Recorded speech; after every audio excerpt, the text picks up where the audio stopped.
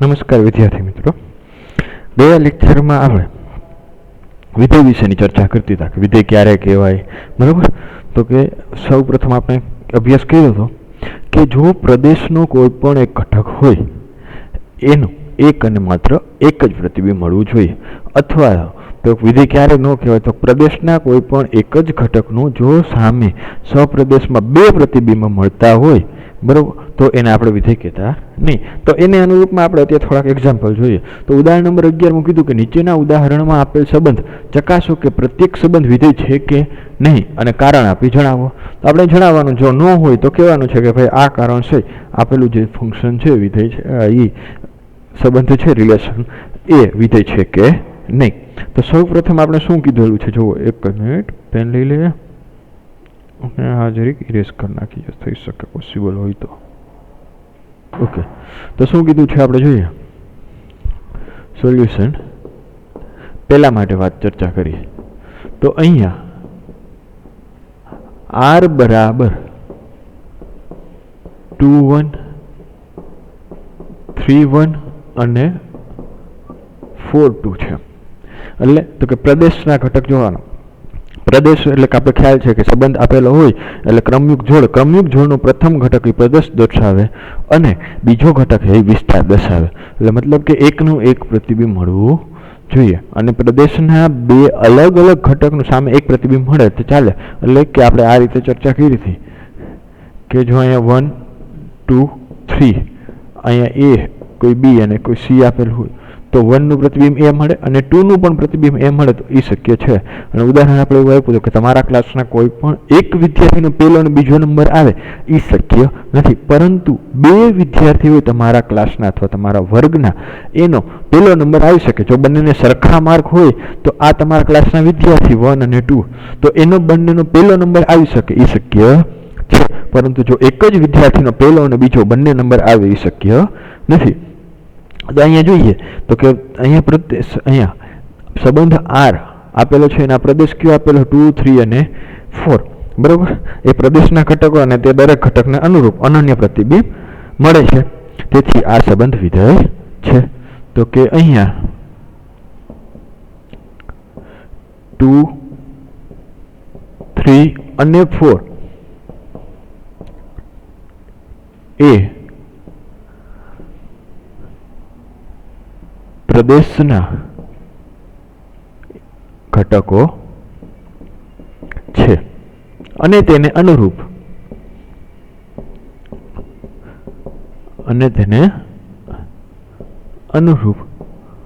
અનન્ય પ્રતિબિંબ મળે છે, તેથી આપેલ સંબંધ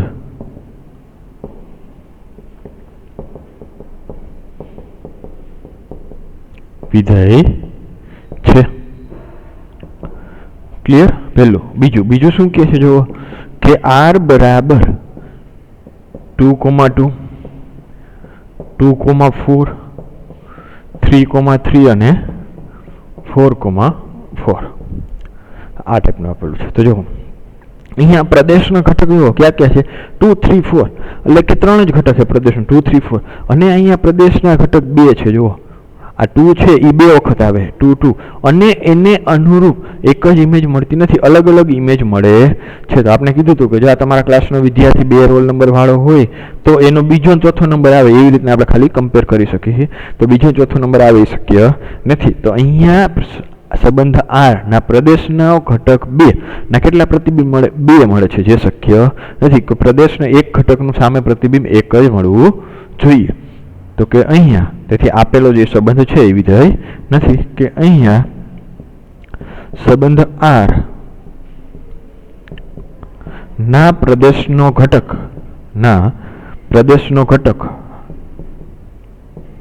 2 ને બે પ્રતિબિંબ ક્યાં ક્યાં મળે, બે પ્રતિબિંબ આપણે લખી જ નાખીએ. બે પ્રતિબિંબ ક્યાં, એક તો 2 અને બીજું 4, 2 અને 4 મળે છે. તેથી આ વિધેય નથી. કેટલા મળવા જોઈએ? એક અને માત્ર એક જ મળવો જોઈએ આપને. ત્રીજા નંબરનું જોઈએ શું કહે છે કે r બરાબર 1 2 2 3 3 4 4 5 5 6 અને 6 7. હવે જો અહીંયા પ્રદેશના ઘટક જુઓ, પ્રદેશનો ઘટક 1 2 3 4 5 6 બરોબર. બધાને અનુરૂપ તમે ઇમેજ જુઓ, એનું જે પ્રતિબિંબ મળે છે 1 ને અનુરૂપ 2, 2 ને અનુરૂપ પાછું 3 મળે, 3 ને અનુરૂપ 4, એટલે મતલબ કે પ્રદેશના બે ઘટકો બરોબર. કોઈ પણ એક ઘટકનું રિપીટેશન થતું નથી પ્રદેશના, એટલે માથે એ સામે એક ઇમેજ મળતી નથી. જેટલા પ્રદેશના ઘટક છે બધાને અનુરૂપ આપણે અનન્ય એક અને માત્ર એક જ ઇમેજ મળે છે. એથી આપેલો સંબંધ છે એ વિધેય છે. તો કે અહીં સંબંધ R ના પ્રદેશના ઘટકોનું એક અને માત્ર એક જ પ્રતિબિંબ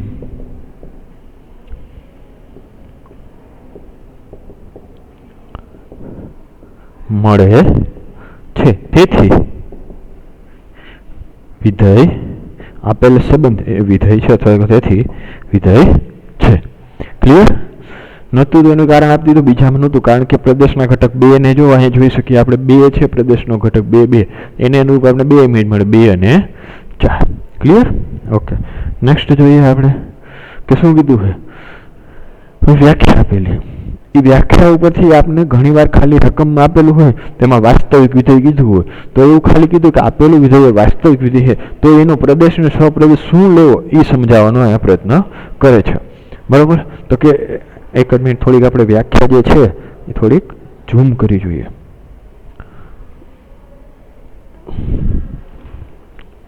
બરાબર? એક જ મિનિટ નહીં થાય.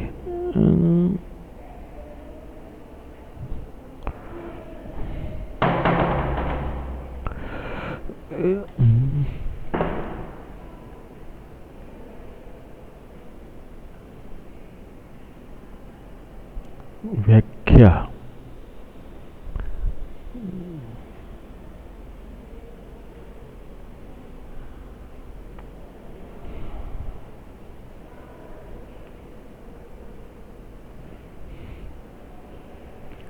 બરોબર. હવે જેથી કરીને તમને થોડીક દેખાશે. એક જ મિનિટ. ઓકે, કમ્પ્લીટ આપણું કામ થઈ ગયું. તો શું કીધી છે વ્યાખ્યા? તો કે જો કોઈ વિધેયનો વિસ્તાર R, વિસ્તાર એટલે કે જે સામેની સાઈડ મળે એ R હોય કે R નો કોઈ ઉપગણ હોય તો તે વિધેયને વાસ્તવિક કિંમતનું વિધેય કહેવાય. તો એને કેવું કહેવાય? વાસ્તવિક કિંમતનું વિધેય કહે છે. અને જો એનો પ્રદેશ R અથવા R નો કોઈ ઉપગણ હોય તો એને વાસ્તવિક વિધેય કહેવાય. હવે તમને એવું ખાલી કહે કે આપેલું વિધેય એ વાસ્તવિક વિધેય છે તો એનો પ્રદેશ શું આવે? ખ્યાલ આવી ગયો? શું આવે? R. અને એવું કીધું કે આપેલું વિધેય છે એ વાસ્તવિક કિંમતોનું વિધેય છે. જો કિંમતો કહે તો એના સહપ્રદેશની વાત કરે છે, એ આપણે R અથવા R નો કોઈ ઉપગણ છે. જો એક્ઝામ્પલમાં કે આગળ આવશે તો એની આપણે ચર્ચા કરીશું. ઓકે, આટલું ક્લિયર? બીજું કંઈ હતું નહીં. હવે નેક્સ્ટ જોઈએ શું કે છે કે ઉદાહરણ નંબર 12 શું કીધું છે? n એ પ્રાકૃતિક સંખ્યાઓનો ગણ છે. તો બધાને ખ્યાલ છે આપને f ક્યાંથી આપ્યું હોય? n થી n, n થી n વ્યાખ્યાયિત કરેલું આપેલું. કઈ રીતે? એટલે કે એનો પ્રદેશ કેટલો? n. સહપ્રદેશ તો કે n. આગળ એનો વિસ્તાર n નથી, વિસ્તાર આપણે ગોતવાનો છે. શું કહીએ?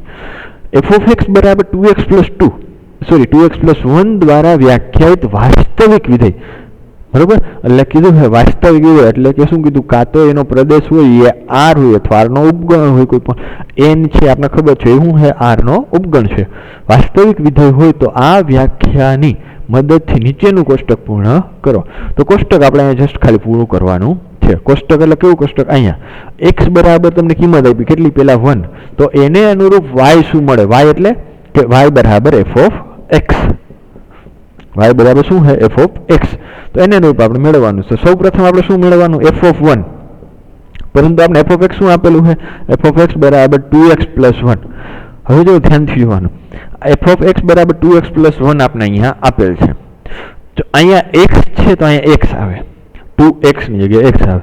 સપોઝ કે મને અહીંયા આપ્યું હોત f of z F of Z કીધું હોય આજ માટે તો હું લખત તો કે 2 × z + 1. સપોઝ કેવું કીધું એફ ઓફ 5 તો એક્સની જગ્યાએ 5, મતલબ કે આ એક્સ છે બરાબર, એને શું કહેવાય? ચલ કહેવાય. ચલ એટલે કે જેની કિંમત બદલાતી રહે એવી, મતલબ કે આ એક્સની કિંમત અહીંયા બદલાતી રહે. એક્સની જગ્યાએ આપણે કોઈ પણ સંખ્યા મૂકી શકીએ છીએ. તો અહીંયા આપણે સૌ પ્રથમ પહેલાં કેટલી મૂકવાની કીધી? 1. તો એફ ઓફ 1 મૂકવો તો એફ ઓફ 1 મૂકશો તો કેટલા આવશે? 2 × 1 + 1. 2 × 1 1 સોરી 2 × 1 એટલે 2 + 1 કેટલા થયા? આન્સર ઇઝ તો 3. તો એફ ઓફ 1 કેટલા આવ્યા આપણે? 3. અહીં લખી નાખો. બીજું શું ગોતવાનું કીધું? એફ ઓફ 2 એ તો એક્સની જગ્યાએ કેટલા મૂકવાના? 2 મૂકો. તો 2 × 2 + 1 તો કે 4 + 1 તો કે કેટલા થયા? 5. તો મતલબ એફ ઓફ 2 કેટલા મળ્યા આપણે? 5. સાવ ઇઝી છે. ક્લિયર? એફ ઓફ 3 એટલે તો કે 2 × 3 + 1 એટલે કે 6 + 1 એટલે કેટલા થઈ ગયા? તો કે 7. એફ ઓફ 3 મળી ગયા. કોષ્ટક પૂર્ણ થતું જાય. હવે જો એફ ઓફ 4 મૂકો કેટલા આવે? તો કે 2 × 4 + 1 એટલે કે 8 + 1 = 9. એફ ઓફ 5 તો કે 2 × 5 એટલે મતલબ કે એક્સની જગ્યાએ જે કિંમત આપેલી હોય એ મૂકતી આવવાની આપણે. તો એક્સની જગ્યાએ 5 આપ્યા છે તો કે 2 × 5 + 1 એટલે કે 10 + 1 11. એફ ઓફ 6 એટલે કે 2 × 6 + 1 એટલે કે 12 + 1 તો કે 13. અને લાસ્ટ એફ ઓફ 7 તો કે એફ ઓફ 7 એટલે કે 2 × 7 + 1 એટલે 14 + 1 એટલે કે 15. તો અહીંયા આપણું આ કોષ્ટક પૂર્ણ થઈ ગયું. ઓકે, તો અહીંયા આપણે ક્લિયર આ રીતે કોષ્ટક પૂર્ણ કરવાનું કીધું તો આવી જાય. નેક્સ્ટ જોઈએ કેટલાક વિધેયો અને તેના આલેખો. હવે જો આજે જે ટોપિક આવશે એ ખાસ ઇમ્પોર્ટન્ટ છે. વિધેયો જે વિધેય આવશે જેટલા એ બધા તમારે વિધેય ફરીથી 12મામાં આવશે જેનો ઉપયોગ આવશે. ત્યાં પણ આવી રીતે મસ્ત રીતે કેમ કે અત્યારે આપણે આલેખ ને બધું એનો પ્રદેશ શું થાય એનો વિસ્તાર બધી ડિટેલમાં ચર્ચા કરશે. ત્યાં એવી કાંઈ પણ ચર્ચા કરવા આવશે ને ખાલી તમને એવું કીધું હોય કે તદેવ વિધેય તો તમને ખ્યાલ આવી જોઈએ તદેવ વિધેય શું કહેવાય, કોને કહેવાય, એનો આલેખ કેવો આવે, એનો પ્રદેશ શું થાય, સહપ્રદેશ શું થાય, એવું વિધેય કેવું હોય. અત્યારે આપણે 7 પ્રકારના વિધેય જોવાના. તો એક તો તદેવ વિધેય છે, પછી અચળ વિધેય છે, બહુપદીય વિધેય છે, સમય વિધેય છે, માનાંક વિધેય છે, ચિહ્ન વિધેય છે અને એક તો મહત્તમ પૂર્ણાંક વિધેય છે. તો આ 7 એના અત્યારે 7 પ્રકારના વિધેય આપણે જોવાના છે. તો ફર્સ્ટ પહેલું જ આપણે શરૂઆત કરી બરોબર. પહેલું છે વિધેય છે એ તદેવ વિધેય. તદેવ વિધેય તો આપણે ખ્યાલ આવે અત્યારે કોઈ ખ્યાલ તો નહીં હોય આપણે તદેવ વિધેય એટલે કેવું કહેવાય. એવું વિધેય એટલે આપણે ખ્યાલ છે કે શોર્ટમાં ખાલી એમને આપણે સમજવા માટેની ભાષામાં કહીએ તો એવા પ્રકારનું વિધેય એટલે એવું એક મશીન કે જેની અંદર આપણે કંઈક નાખી તો કાંઈક તમને બહાર આપે. તો તદેવ વિધેય એટલે કે એવું વિધેય કે જેમાં જે વસ્તુ નાખો એની જ બહાર આવે. મતલબ કે જો અહીંયા આપણે જોઈ શકીએ કે એફ ઓફ x = 2x + 1 તો અહીં જો એફ એક્સની જગ્યાએ હું 1 મૂકતો હતો ને તો મને કેટલા આપ્યા? બહાર 3 આપ્યા. મેં 2 મૂક્યા તો 5 આપ્યા, 3 મૂક્યા તો 7 આપ્યા. તો એને બહાર આપતા નથી. તો એવું હોવું જોઈએ કે જે આપણે અંદર નાખી બહાર. સપોઝ કે હું એફ ઓફ 1 મૂકું તો બહાર મને 1 જ આપવો જોઈએ. એફ ઓફ હું 2 મૂકું તો મને બહાર 2 જ આપવા જોઈએ.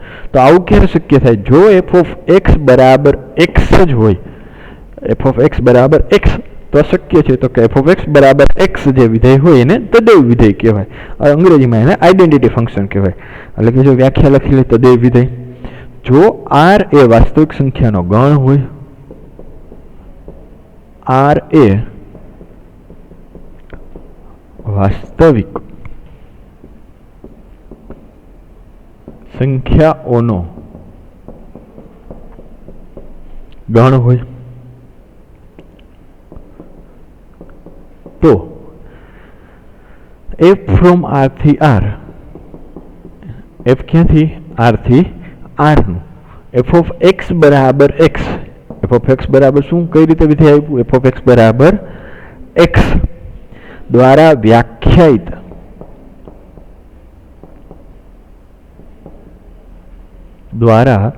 વ્યાખ્યાયિત વાસ્તવિક વિધેયને વાસ્તવિક વિધેયને તદેવ વિધેય કહે છે. આટલું ક્લિયર? હવે તો કઈ આનો પ્રદેશ શું આવશે અને એનો વિસ્તાર શું આવશે? તો આનો પ્રદેશ કોઈ પણ તમે આર માંથી સંખ્યા લ્યો તો બાર કોઈ પણ બધા માટે શક્ય છે, તો આનો પ્રદેશ આખો આર વાસ્તવિક સંખ્યાનો ગણ આવશે અને એનો સહપ્રદેશ તો સોરી એનો વિસ્તાર પણ શું આવશે? આખો આર જ આવશે. કેમ? કારણ કે જે એક્સ લેશો એ જ તમને પાછી સામે મળવાની છે, તો બધા ઘટક આવી જશે આરના. તો કે આનો પ્રદેશ અને એનો વિસ્તાર વાસ્તવિક સંખ્યાનો ગણ આર થશે. તો કે અહીંયા પ્રદેશ, તો પ્રદેશ બરાબર વાસ્તવિક સંખ્યાનો ગણ આર અને વિસ્તાર બધા માટે આવી રીતે લખ નાખવાનો, જેથી કરીને તમને ખ્યાલ આવે કે આનો પ્રદેશનો વિસ્તાર શું છે. વિસ્તાર તો વિસ્તાર એ થશે આખો વાસ્તવિક સંખ્યાઓનો ગણ.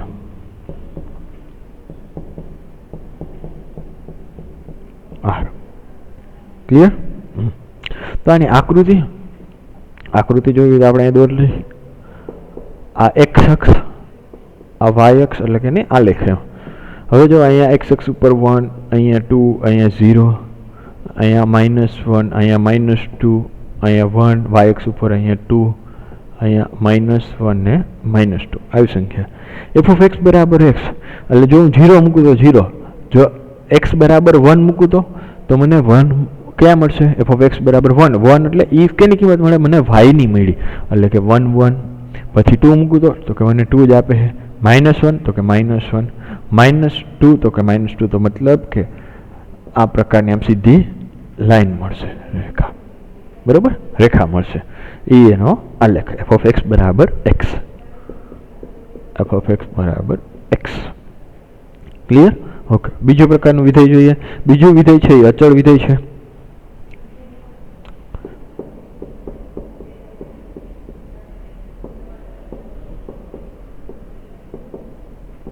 તો કે અચળ વિધેય માટે સેમ જ આપણે વાત કરી હતી કે અચળ વિધેય એટલે શું? એને કોન્સ્ટન્ટ કહેવાય. ઉદાહરણ તરીકે એટલે એવું પ્રકારનું વિધેય કે જેમ આકૃતિનું વિધેય જોયું એમાં કાંઈ એક્સની જગ્યાએ કાંઈક આપણે નાખી તો બાર આપણે એક્સ આપે. તો અચળમાં કેવું કે એવા પ્રકારનું એક મશીન છે કે જેની અંદર તમે ગમે એ નાખો બાર તમને એક જ સંખ્યા આપે. મતલબ કે જો હું એફ ઓફ આવી રીતે વ્યાખ્યાયિત કર્યું હોય, બરાબર, એફ ઓફ એક્સ બરાબર 2, હવે એક્સની જગ્યાએ હું ગમે એ કિંમત મૂકું તો બાર મને જવાબ તો 2 જ આપવાનો, કારણ કે અહીંયા કોઈ પણ એક્સ છે જ નહીં. જો અહીંયા ક્યાંય એક્સ હોત તો આપણે અહીંયા એક્સની વેલ્યુ અહીંયા મૂકત તો આપણું જે આપણે મળે કિંમત એ બદલાય. તો અહીંયા તો એફ ઓફ 1 મૂકું તો એ મને 2 જ રહેવાના, કારણ કે અહીંયા એક્સ જ નથી. અહીંયા ક્યાંય એક્સ હોત તો એની કિંમત મૂકત. એફ ઓફ 2 મૂકું તોય 2, એફ ઓફ 5 મૂકું તોય મને 2 જ મળવાના. એટલે કે કોઈ પણ તમે સંખ્યા મૂકો એક્સની, એક જ સંખ્યા તમને મળ્યા રાખે સામે, બરાબર, સહપ્રદેશમાં. તો એવા વિધેયને આપણે અચળ વિધેય કહેવાય. એટલે કે ધારો કે સી એ કોઈ અચળ હોય, તો કે ધારો કે સી એ કોઈ અચળ સંખ્યા હોય,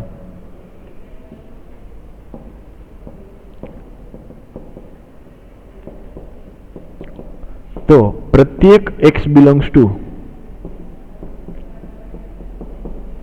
R માટે f ફ્રોમ R થી R f ઓફ x બરાબર c દ્વારા વ્યાખ્યાયિત વિધેયને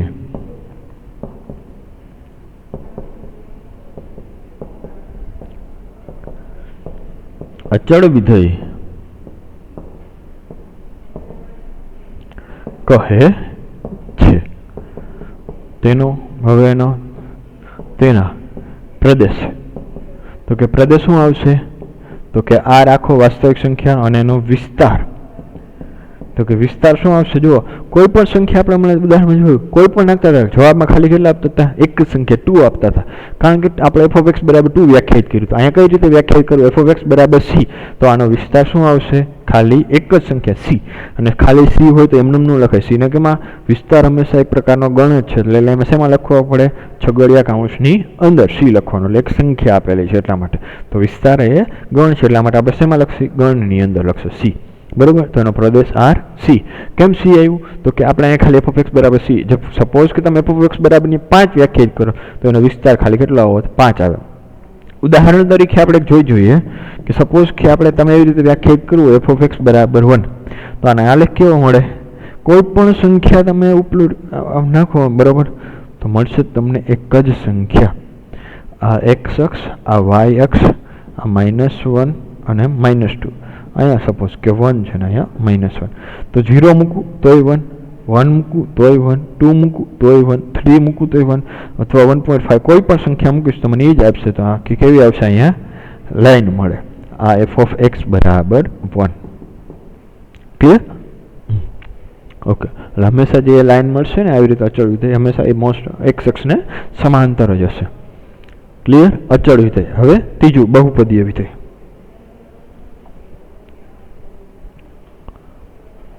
બે વિધેય બે પ્રકારના જોઈએ, 7 પ્રકારના જોવાના છે આપણે. હવે ત્રીજું બહુપદીય વિધેય.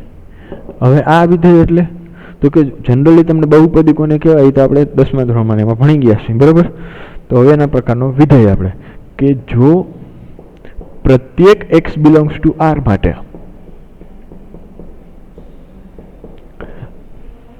f from R થી R, એટલે કે એનો પ્રદેશ ને સહપ્રદેશ R થી R હોય,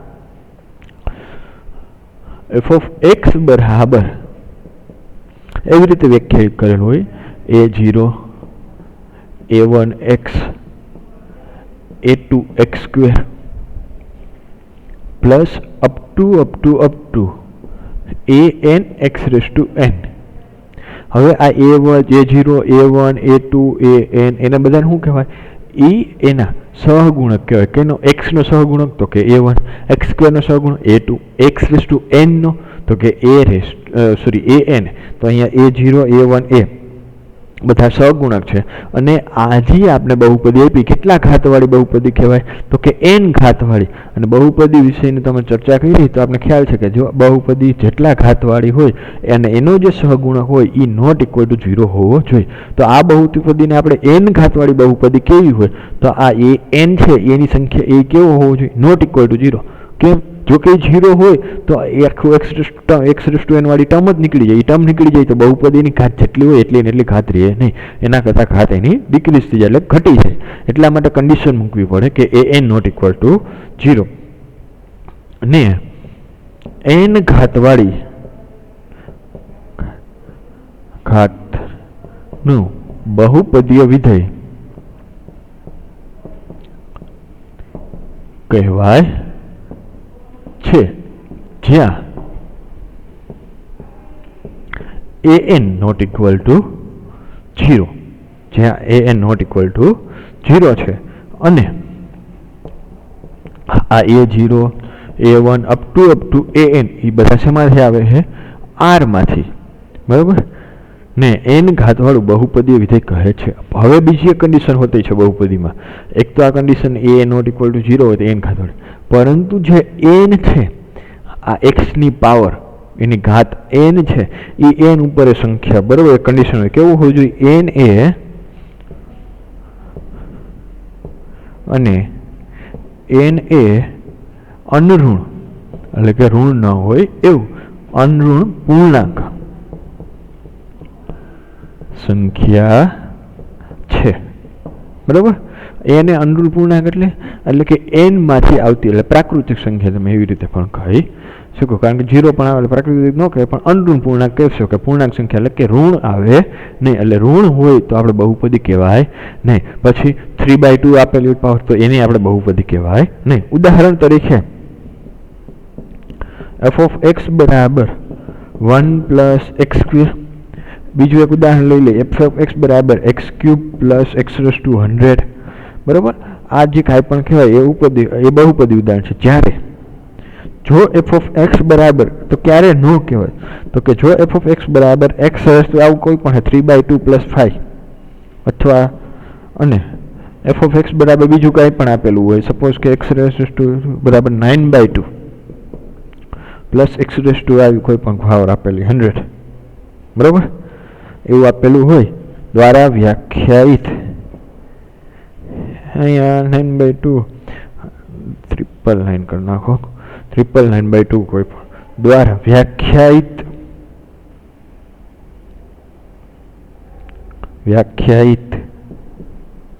વિધેય બહુપદીય વિધેય નથી. બરાબર, એટલે ખાસ કરીને ધ્યાનથી સમજીને લખવું ક્યારે બહુપદી વિધેય કહેવાય અને ક્યારે બહુપદી વિધેય કહેવાય નહીં. ખાલી તમારે બહુપદી વિધેય ચેક કરવું હોય તો એની પાવર જોઈ લેવાની, એની જે ઘાત હોય એ અનઋણ પૂર્ણાંક હોવી જોઈએ. ઉદાહરણ જોશું એટલે ખ્યાલ આવી જશે. ક્લિયર? ત્રણ જોઈ લીધા આપણે વિધેય. ક્યાં ક્યાં? તો કે તદેવ વિધેય, બરાબર, તદેવ વિધેય એફ ઓફ એક્સ બરાબર એક્સ, એનો પ્રદેશ ને સહપ્રદેશ શું આવે, પ્રદેશનો વિસ્તાર બની વાસ્તવિક સંખ્યા. બીજું આપણે જોયું અચળ વિધેય. અચળ વિધેય એટલે કે એફ ઓફ એક્સ બરાબર સી, તો એનો પ્રદેશ તો કે આર, વિસ્તાર તો કે સી. ઉદાહરણ જોયું તો એફ ઓફ એક્સ બરાબર, અને બહુપદીય વિધેય. હવે તો કે આગળ છે આપણે ઉદાહરણ નંબર 13 આપેલું છે કે ઉદાહરણ નંબર 13 શું કીધું છે, એફ ફ્રોમ આર થી આર વાય બરાબર x², એટલે કે એફ ઓફ એક્સ બરાબર x² અને x બિલોંગ્સ ટુ આર થી વ્યાખ્યાયિત એક વિધેય છે. આ વ્યાખ્યાના આધારે નીચેનું કોષ્ટક પૂર્ણ કરો. પહેલા કોષ્ટક પૂર્ણ કરો, જેમ હમણાં આપણે આગળ પૂર્ણ કર્યું એમ. આગળ વિધેયનો પ્રદેશ વિસ્તાર શું થશે અને એફ નો આલેખ દોરો. આલેખ દોરવાનો, પ્રદેશ વિસ્તારને બધી ચર્ચા કરવાની. તો સૌ પ્રથમ તો અહીંયા કોષ્ટક પૂર્ણ કરી, બરાબર. તો સોલ્યુશન અહીંયા એફ ઓફ એક્સ બરાબર x² છે.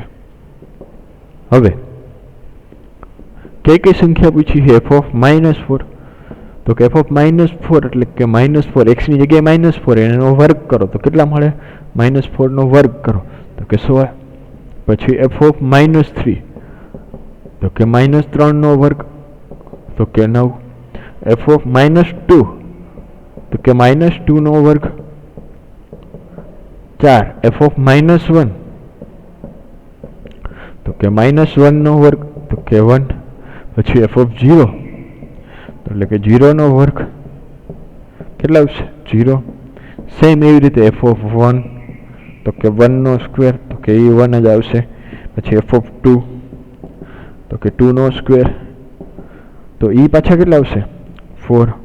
પછી એફ ઓફ 3 તો કે 3 નો સ્ક્વેર તો કે 9 અને એફ ઓફ 4 તો કે 4 નો સ્ક્વેર એટલે કે 16. તો બધા ટેબલ કોષ્ટક પૂર્ણ થઈ ગયું.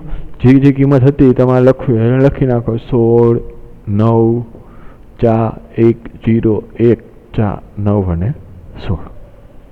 કોષ્ટક પૂર્ણ થઈ ગયું. પેલું એનો પ્રદેશ કીધો છે અને એનો વિસ્તાર મેળવવાનો કીધો અને એનો આલેખ દોરવાનો. હવે તો કે સૌ પ્રથમ તો પેલા એના આલેખની ચર્ચા કરીએ આપણે, પછી પ્રદેશ અને વિસ્તારની ચર્ચા કરશે.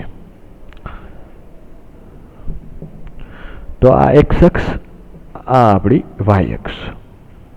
અહીંયા 1 2 3 4 -1 -2 -3 -4 -1 -2 -3 -4 1 2 3 4 અહીંયા 0, બરાબર, 5 6 7 8 અપ ટુ 9 છે. હવે 0 મૂકીશ, બરાબર, અને આના બરાબર શું છે, y આપ્યું, એફ ઓફ એક્સ બરાબર y આપેલું છે એટલે કે y ની કિંમત મળે, તો બધાને ખ્યાલ જ છે. હવે એફ ઓફ 0 મૂકીશ તો મને કેટલા મળશે, 0 એટલે એક તો આ પોઈન્ટ મળશે, બરાબર. પછી તો કે 1 મૂકું તો કે 1 મળશે. એટલે જે અત્યારે આપણે જે ખાલી કોષ્ટકમાં આપ્યું એવું 1 માટે 1. એફ ઓફ 2 મૂકું તો કે 2 ને અનુરૂપ કેટલા મળે મને, તો કે 4 મળે છે. 3 ને અનુરૂપ તો કે અહીંયા 9 મળશે, બરાબર. આગળ બધું આમ ચાલશે. પછી તો કે -1 ને અનુરૂપ કેટલા મળશે, જો અહીંયા આપેલું છે કે એફ ઓફ -1 ને અનુરૂપ 1 મળશે, મતલબ y એક્સિસ ઉપર 1 અહીંયા આવશે. -2 તો એને અનુરૂપ 4 મળશે, અહીંયા આવશે. અને 3 તો એને અનુરૂપ આપણે અહીંયા 9 મળશે, આવું મળશે. તો શું આવો જ આલેખ આપશે? જે પોઈન્ટ આપણે કોષ્ટકમાં આપ્યા એટલા દર્શાવ્યા, હજી 4 ના અનુરૂપ 16 ને -1 તો ના.